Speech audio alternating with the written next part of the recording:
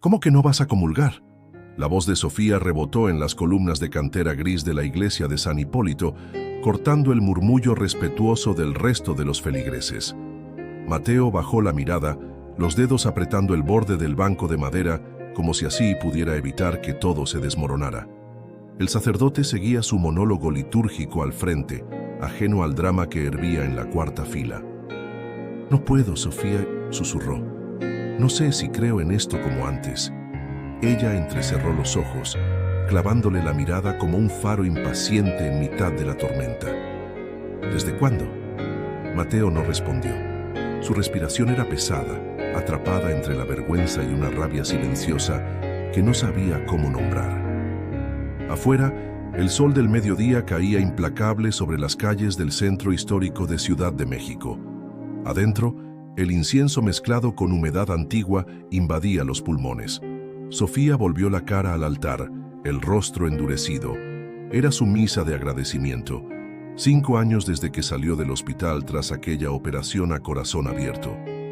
Toda la familia había venido, los amigos, hasta el padre Alonso, que no se dejaba ver en eventos sociales desde que lo trasladaron a Xochimilco.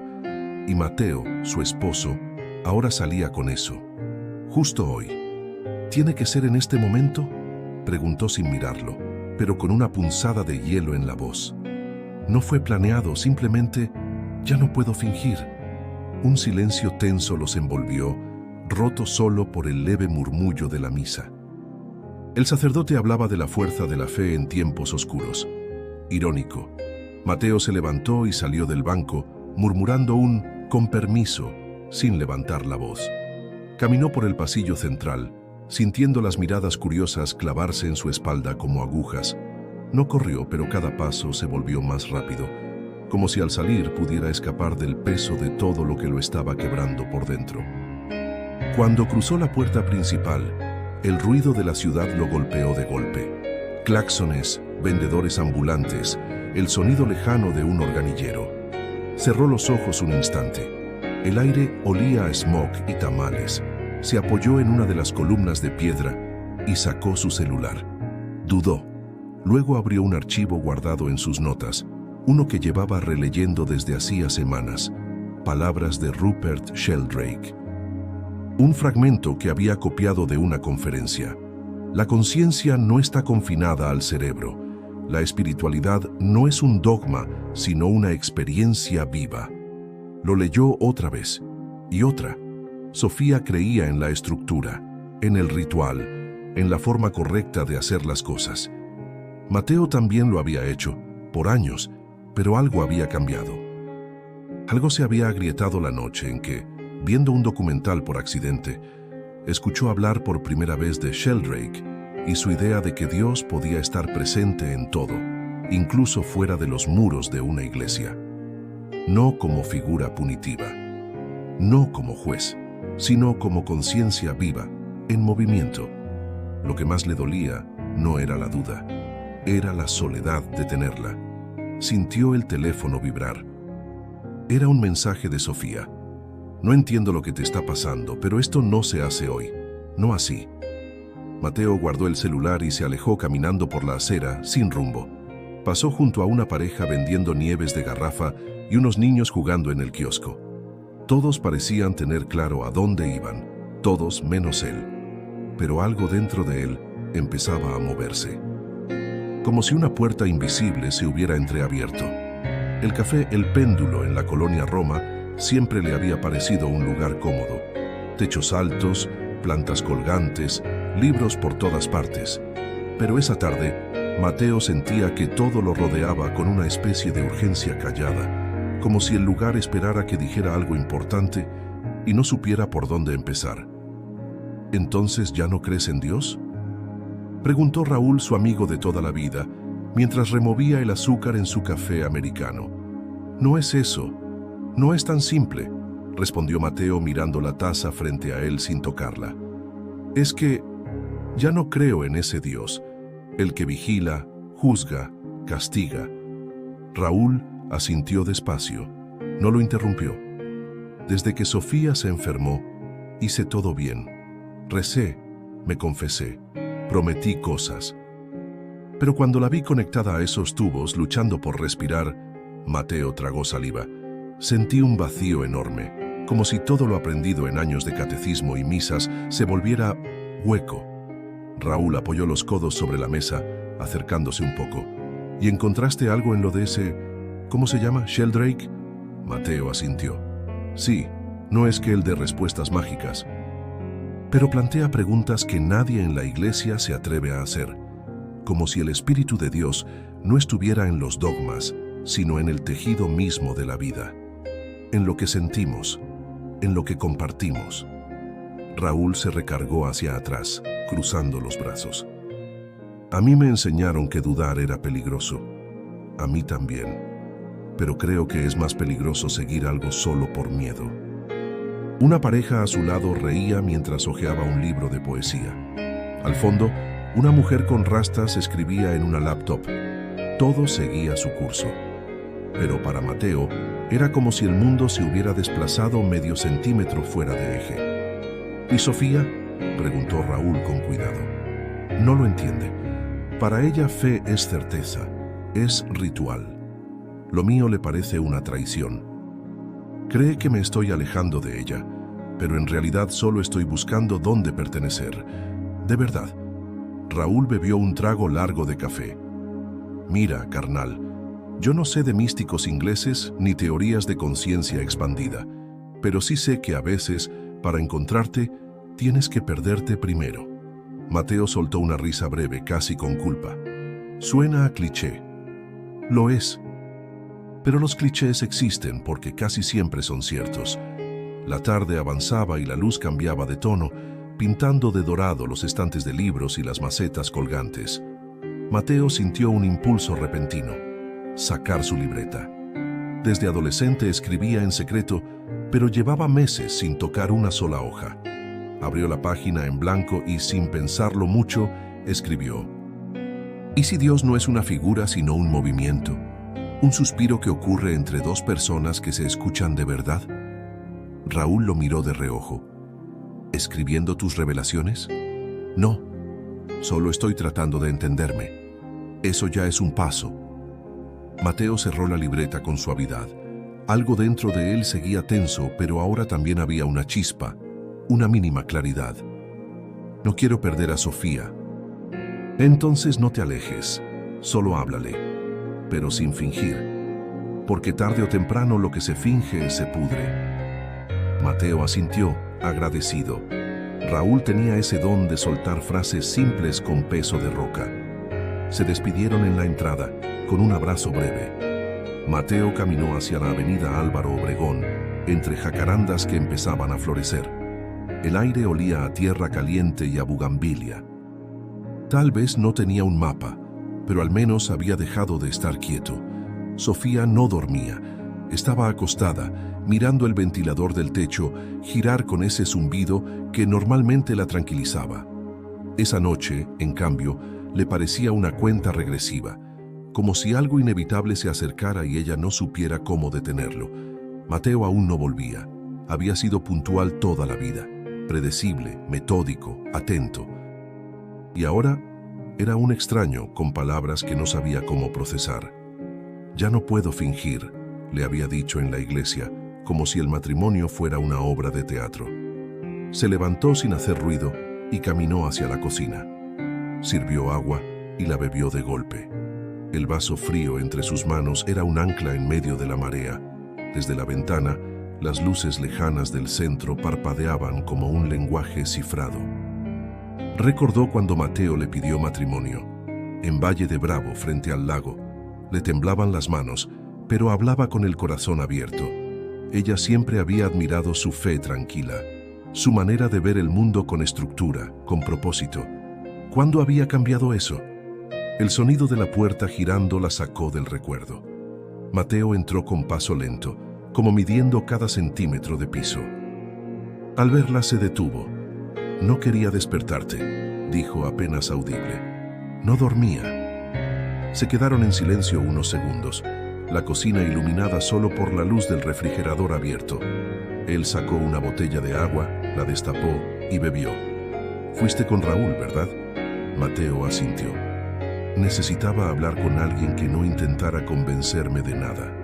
Sofía lo miró largo, con ojos cansados pero firmes. ¿Y qué te dijo? Que perderse a veces es parte del camino. Ella apretó los labios. Se apoyó contra la encimera y lo observó como si intentara leer entre sus gestos. Finalmente habló. ¿Qué es lo que estás buscando, Mateo? Él tragó saliva. ¿Verdad? ¿Y crees que no la tuvimos? Creo que tuvimos una versión, pero ya no me alcanza. No me llena repetir oraciones sin saber si las creo. No me siento cerca de Dios ahí. Hizo un gesto hacia la nada. En esas paredes. Me siento más cerca cuando te escucho dormir, cuando veo a un niño correr por la calle, cuando escribo algo y me hace llorar sin entender por qué. Sofía se quedó quieta. Sus ojos brillaban, no de ternura, de miedo. ¿Y eso qué significa para nosotros? Mateo dio un paso hacia ella.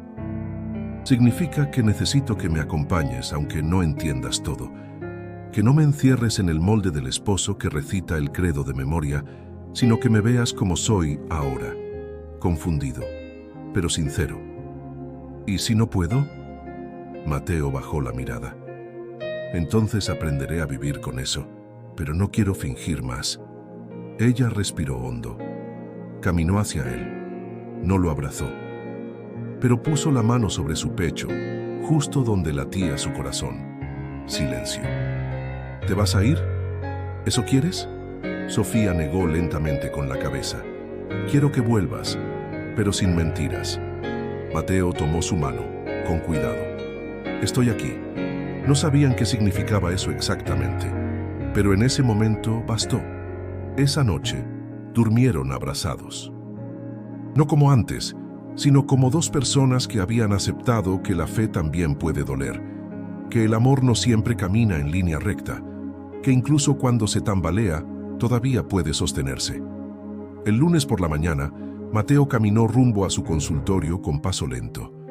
El tránsito en Insurgentes era el mismo caos de siempre. Camiones bufando humo, claxonazos sin fin, peatones que cruzaban sin mirar. Pero para él, todo sonaba amortiguado, como si el mundo se hubiera alejado un par de metros. Al llegar al edificio, saludó al portero con un gesto breve y subió las escaleras hasta el segundo piso. Su consultorio de psicología siempre había sido un espacio de orden. Paredes blancas, una repisa de madera clara, el aroma tenue de lavanda que usaba para tranquilizar el ambiente. Pero ese día, al abrir la puerta, sintió que algo en el espacio también dudaba. Encendió la lámpara de escritorio y se sentó, revisando la agenda. A las 10 tenía a Clara, una paciente que llevaba meses en duelo por su madre. A las 11:30, un joven con ataques de ansiedad, gente buscando sentido como él. Pero a diferencia de ellos, Mateo ya no estaba tan seguro de tener herramientas claras para ayudar. Respiró hondo, tomó su libreta y escribió en una hoja suelta: ¿Puede un terapeuta seguir guiando a otros cuando él mismo ha perdido el mapa? Tocaron la puerta. Era Clara, puntual como siempre. Buenos días, Mateo. Hola, Clara. Adelante. Se sentó en el sillón frente a él, con una bufanda lila alrededor del cuello y una expresión serena, aunque sus manos temblaban un poco. Hablaron como siempre, de recuerdos, de culpa, de ausencias que no se llenan con frases hechas. Pero en un momento, Clara lo miró con ojos curiosos. ¿Estás bien? Él parpadeó, sorprendido. ¿Por qué lo preguntas? No sé. Tu voz suena distinta, como más vacía. Mateo sonrió, pero no negó. No fingió. Simplemente dijo: estoy en una etapa de muchas preguntas. Ella asintió, como si eso explicara más de lo que parecía.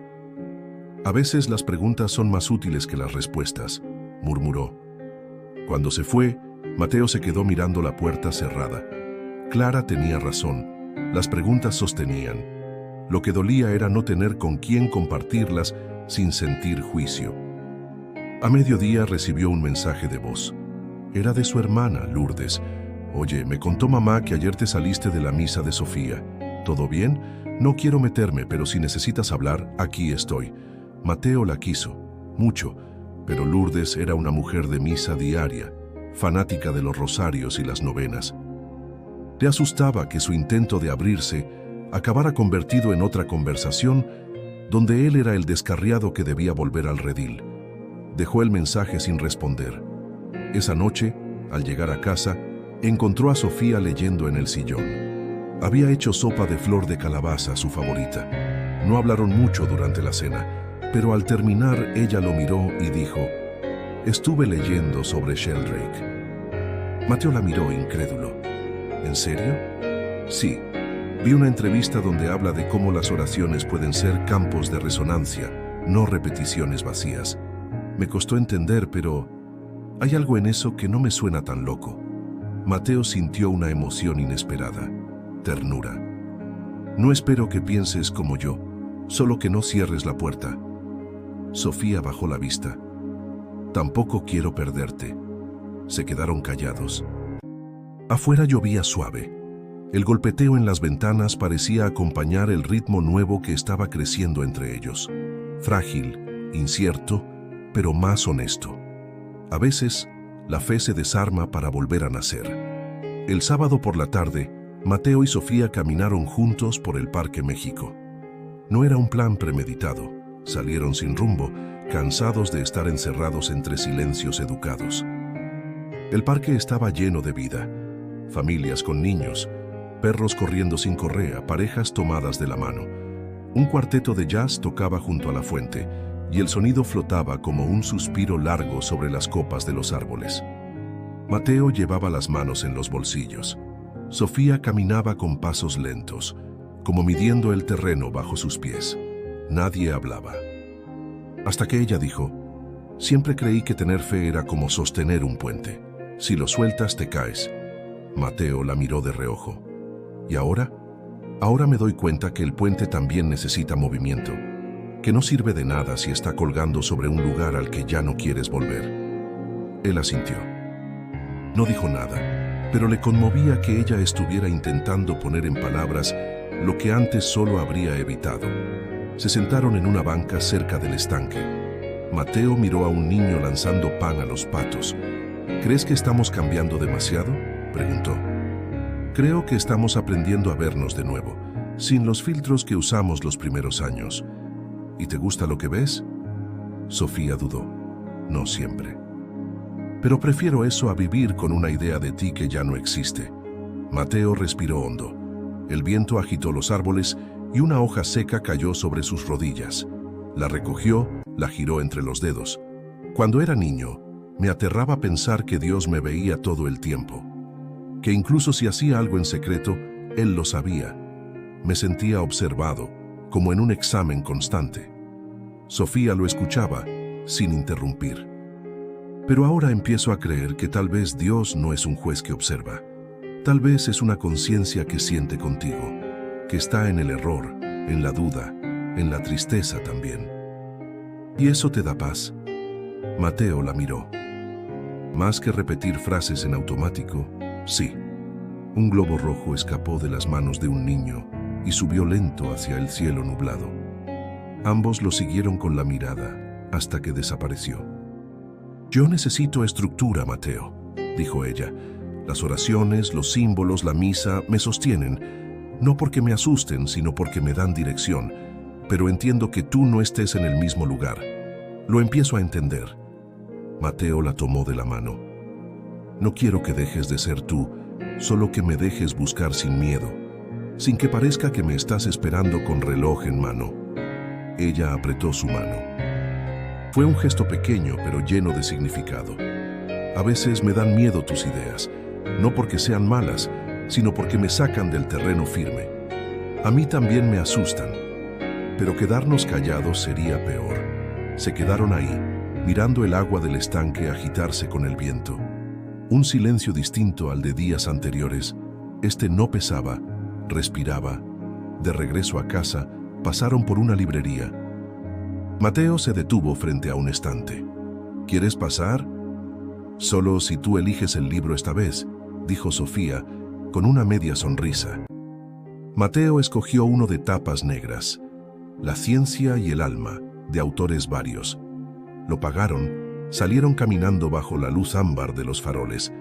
Esa noche, leyeron juntos en la sala. No entendieron todo, no estuvieron de acuerdo en todo. Pero compartieron la página y eso fue suficiente. El puente no se había roto, solo estaba aprendiendo a moverse con ellos. La llamada llegó un martes por la mañana.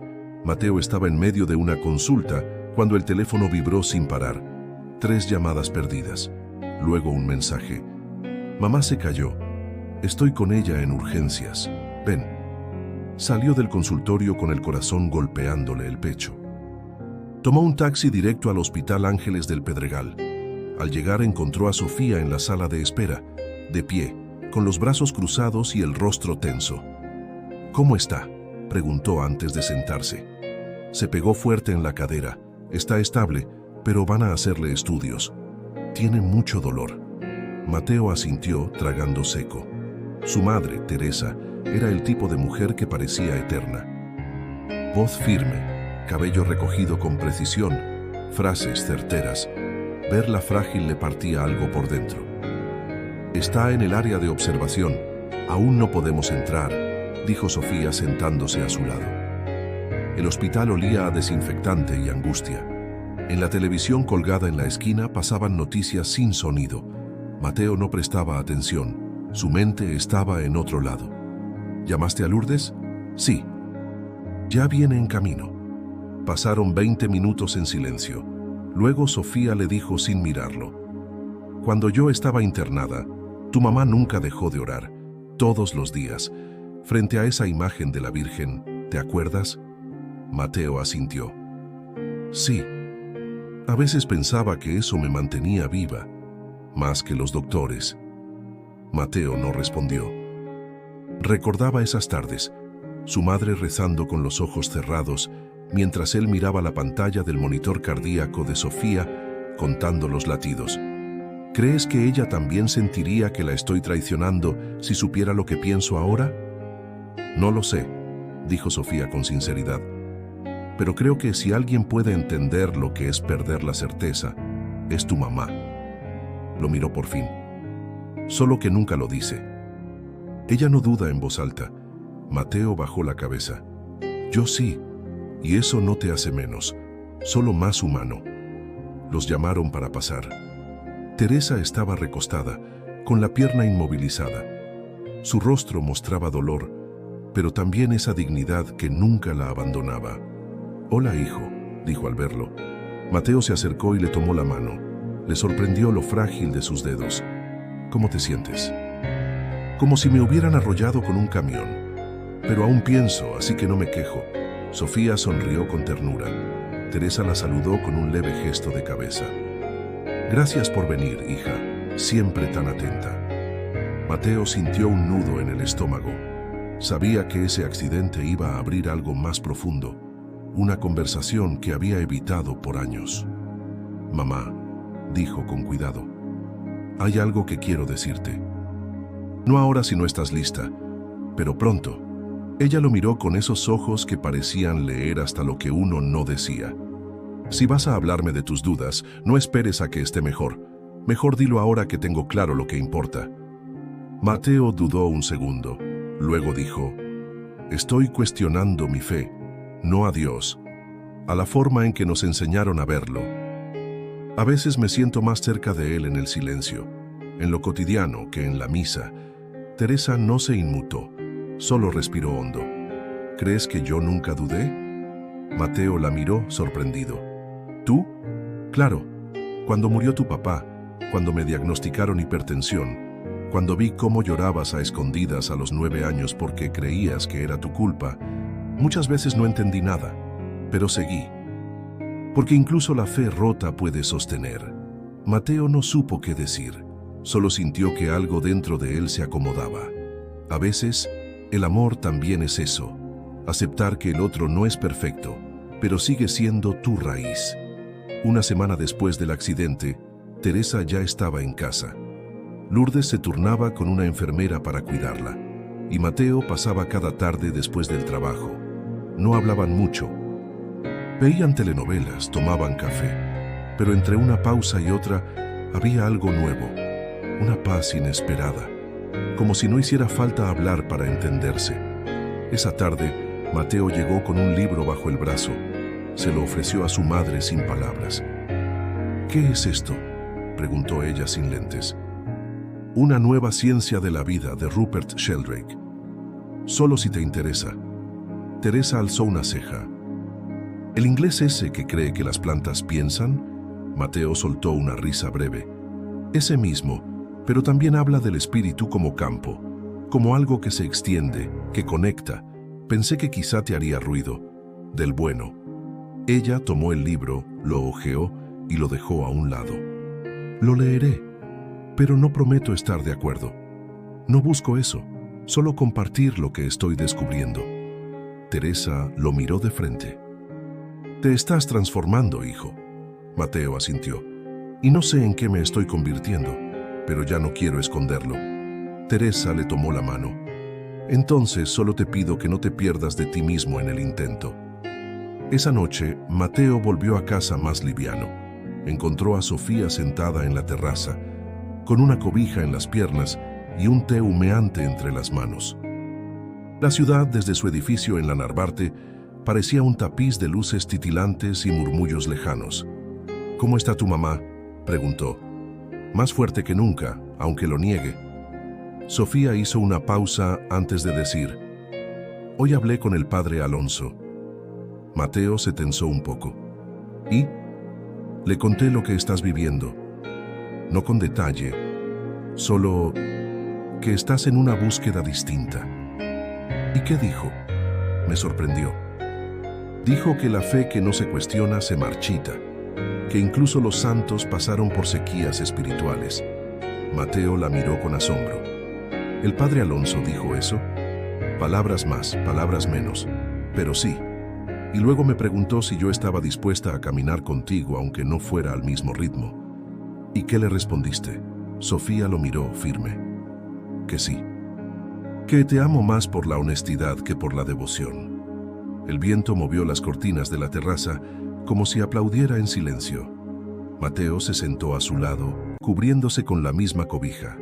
Se quedaron así un buen rato, sin prisas. «A veces me pregunto si esto que estoy sintiendo es solo una crisis de los 40, dijo él. «¿Y si lo es?», respondió Sofía. «Las crisis también limpian. Como las tormentas». Mateo miró al cielo sin estrellas visibles. «Últimamente todo lo que me sostiene está fuera de lo que me enseñaron. Tus silencios, las charlas con Raúl, la risa de mis pacientes, el sonido del agua cuando me lavo la cara. Cosas simples». Sofía le acarició el brazo. «Tal vez Dios también habita en lo simple, y nosotros lo complicamos». Mateo cerró los ojos un momento. Dejó que esa frase le entrara como aire tibio. No había certezas, pero sí había compañía. Eso ya era mucho. Antes de irse a dormir, sacó su libreta y escribió: «El Espíritu de Dios no es lo que me enseñaron, es lo que ocurre cuando dos personas se atreven a escuchar sin intentar corregirse. Cuando el amor no exige explicaciones, solo presencia». Cerró la libreta y la dejó sobre el buró. Afuera la ciudad seguía respirando, y él también. El domingo siguiente, Lourdes organizó una comida familiar en casa de su esposo, en Coyoacán. Era una tradición no escrita. Al menos una vez al mes, todos se reunían a comer barbacoa, platicar de política y fingir que nada cambiaba. Pero esa vez algo era distinto. Se sentía en el aire, como si todos supieran que había un tema que nadie quería nombrar. Mateo llegó con Sofía. Llevaban un pay de limón que habían comprado en una panadería artesanal de la del Valle. Lo colocaron en la mesa sin mucho comentario. Teresa ya estaba ahí, sentada con su cojín ortopédico y un rebozo claro sobre los hombros. Lourdes servía aguas frescas mientras sus hijos correteaban por el jardín. «¡Hermanito!», exclamó Lourdes al verlo. «Ahora sí viniste con cara de domingo». Mateo sonrió, pero su gesto era discreto. Se acercó a su madre y la besó en la frente. «¿Cómo va la pierna?». «Mejor, aunque ya me acostumbré a que todo truene cuando me muevo». Durante la comida hablaron de banalidades: la inflación, la nueva ley de movilidad, un primo que se había ido a vivir a Querétaro. Pero en un momento, Lourdes dejó los cubiertos y lo miró con tono ensayado. Mamá me dijo que estás atravesando algo espiritual. Mateo sintió que la mesa se encogía.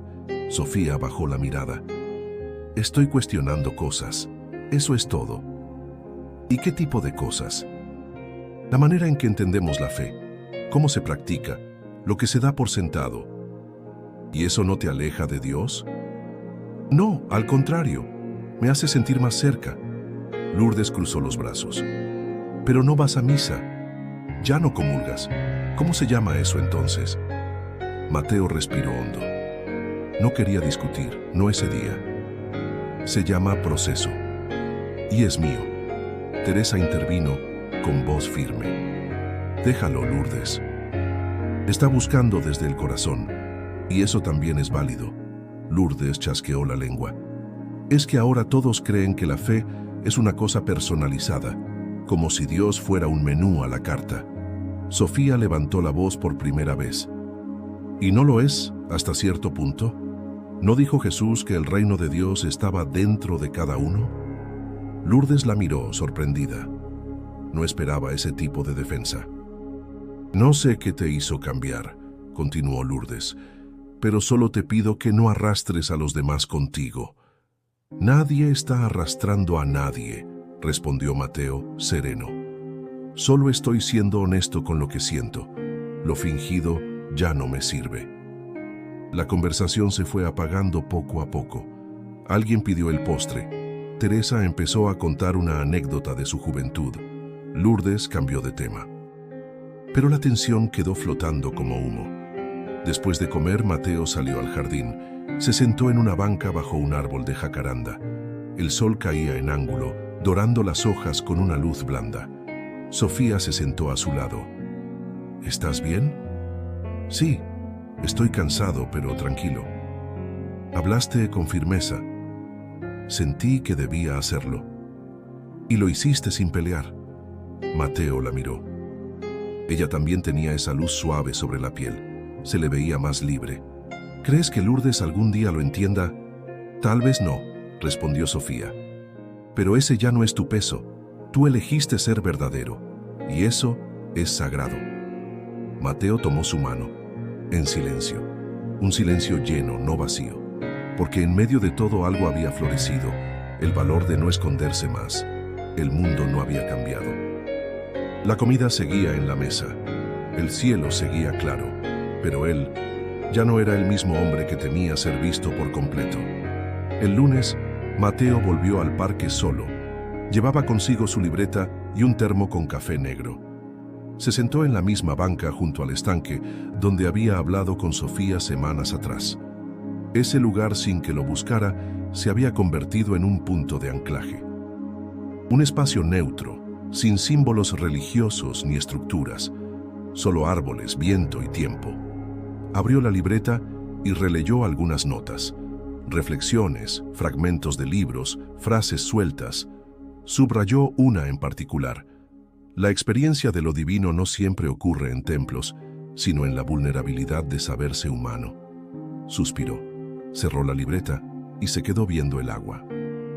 Un par de niños jugaban a lanzar piedritas para hacerlas rebotar en la superficie. Uno fallaba siempre. El otro le aplaudía aunque el intento fuera torpe.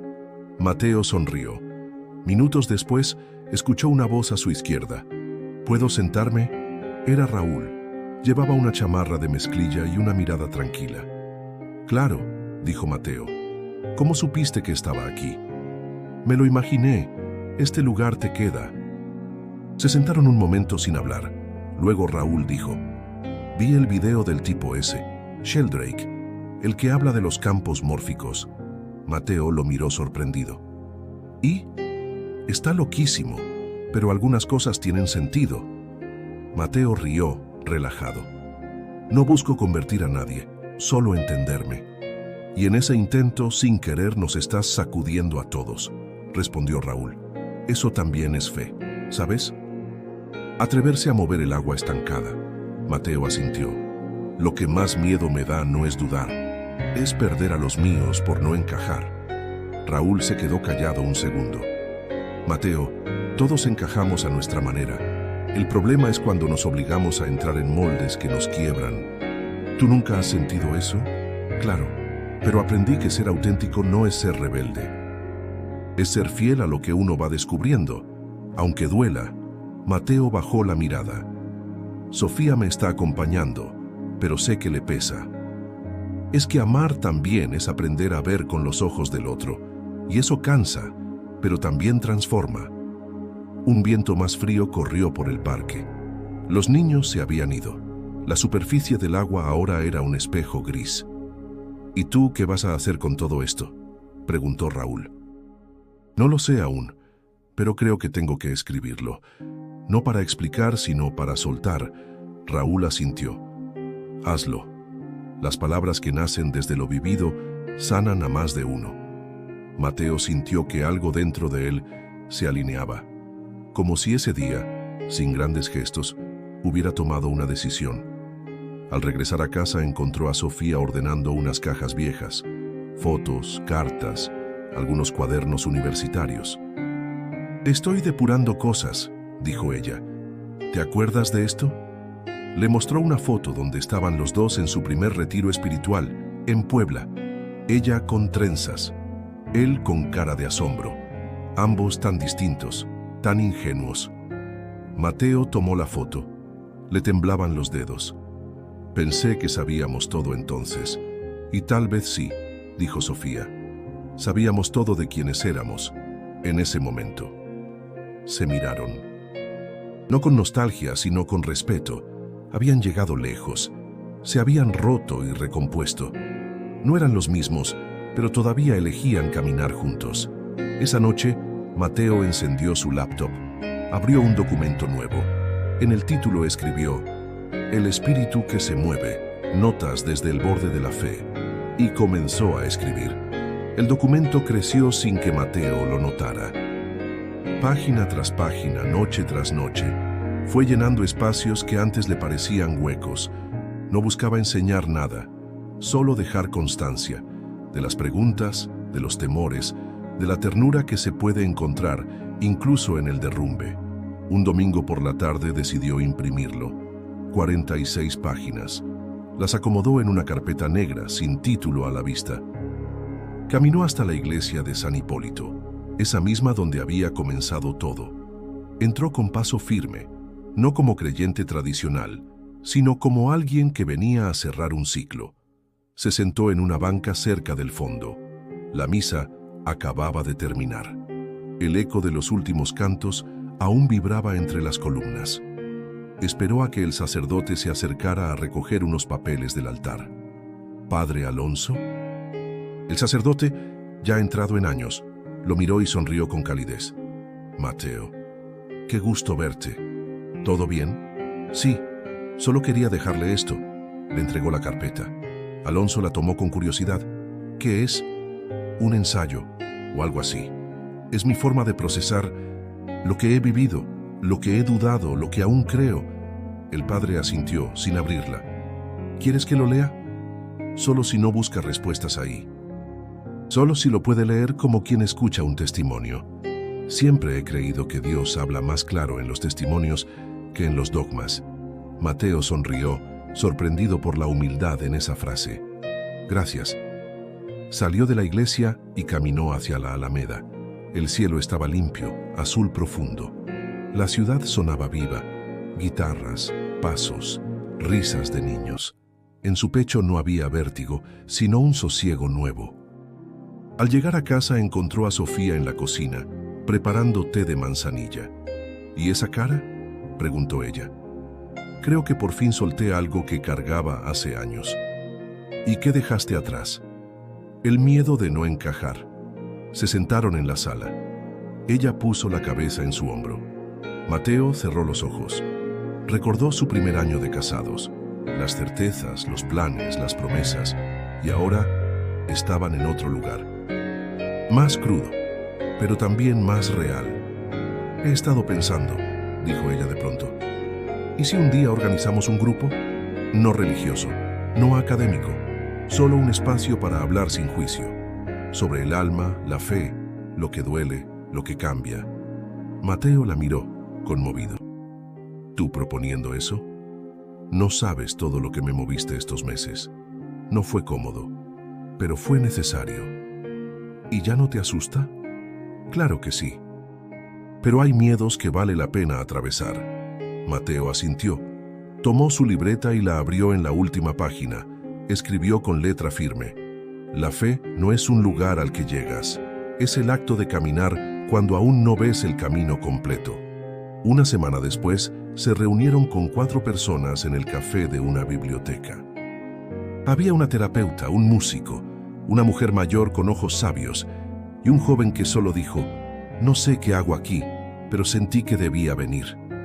No rezaron, no debatieron, solo hablaron de pérdidas, de intuiciones, de sueños rotos y reconstruidos. Alguien lloró, alguien más rió con fuerza. Sofía compartió algo por primera vez sin temblar. Al salir, Mateo sintió que el mundo tenía otro ritmo. Más lento, más consciente. Volteó a ver a Sofía, que caminaba junto a él sin decir nada. La tomó de la mano. Ella la apretó suavemente. Dios, pensó Mateo, tal vez no era una voz en lo alto. Tal vez era esto: presencia, verdad, amor que se elige sin garantías. Y en ese instante todo tuvo sentido, a su manera. Meses después, Mateo caminaba solo por el bosque de Chapultepec. Llevaba consigo una pequeña libreta de cuero. El grupo seguía reuniéndose cada 15 días. Había crecido. Personas nuevas llegaban con historias rotas, buscando un lugar donde no ser corregidas, solo escuchadas. Sofía ya no temía las preguntas. Ahora las formulaba ella también. Esa tarde, Mateo se detuvo frente al lago. El agua estaba tranquila, apenas movida por el viento. Sacó la libreta y escribió una frase: Dios no necesita ser entendido, solo vivido. Sonrió, no porque tuviera todas las respuestas, sino porque había aprendido a convivir con la incertidumbre, a verla como parte de su espiritualidad, no como su enemigo. Guardó la libreta y respiró hondo. A su lado, una madre alimentaba a su hija con una torta envuelta en servilleta. El mundo seguía su curso. Pero él por fin caminaba desde dentro. El Espíritu de Dios, pensó, no era una doctrina rígida. Era esa quietud en el pecho cuando uno se sabe completo, aunque incomprendido. Y con eso, bastaba.